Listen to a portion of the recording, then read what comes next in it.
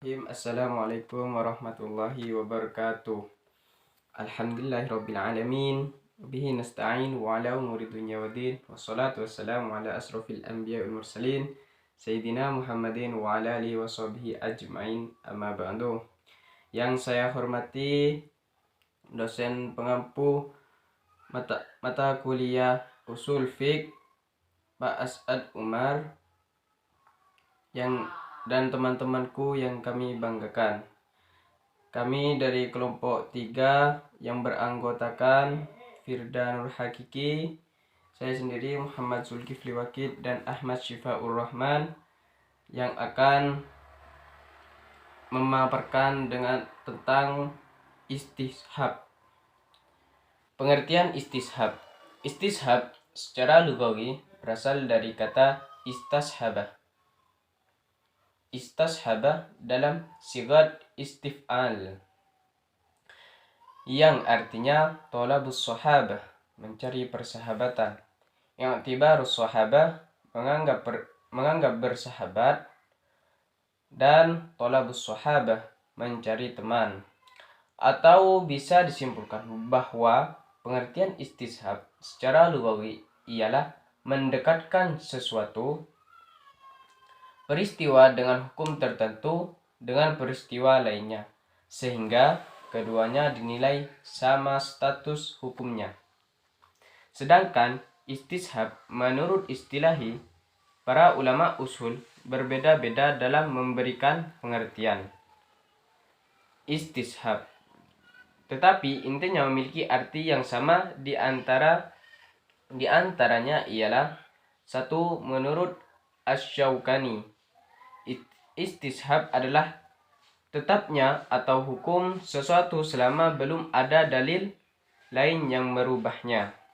2. Menurut Imam Ibnu As-Subki, mendefinisikan istishab sebagai menetapkan hukum atas masalah hukum yang kedua berdasarkan hukum yang pertama karena tidak ditemukan dalil yang merubahnya.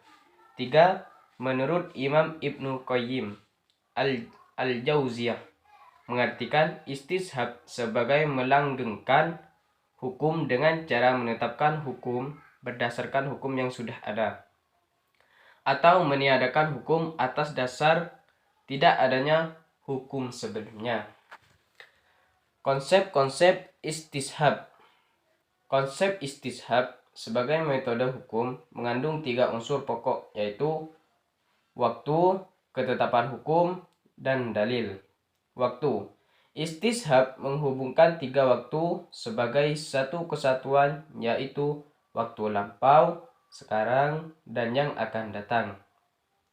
Ketetapan hukum.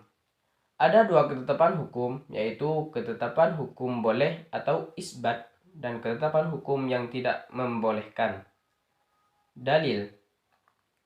Istishab sebagai metode penetapan hukum berpusat pada pengetahuan seseorang atas dalil hukum.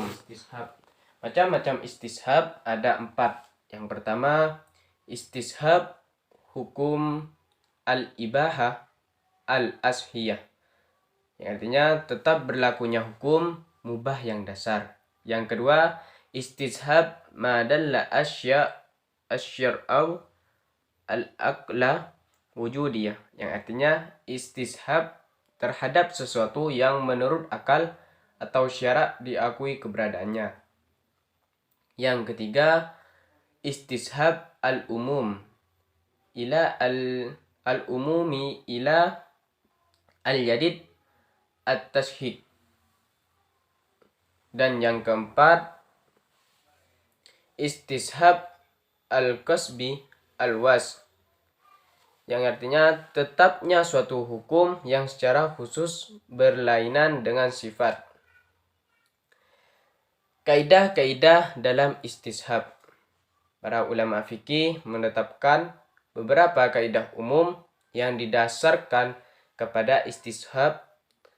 Salah satunya ialah al-aslu fil asya'il al-ibahah, yang artinya maksudnya pada dasarnya dalam hal-hal yang sifatnya bermanfaat bagi manusia hukumnya adalah boleh.